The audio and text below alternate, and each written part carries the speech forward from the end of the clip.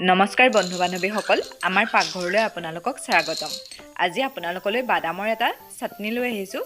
চাওঁচোন আহক কেনেকৈ বনালোঁ। অতি সহজে অতি কম সময়তে আপোনালোকে বনাব পাৰিব আৰু আপোনালোকে এবাৰ খাই চাই মোক জনাবচোন কেনেকুৱা পালে।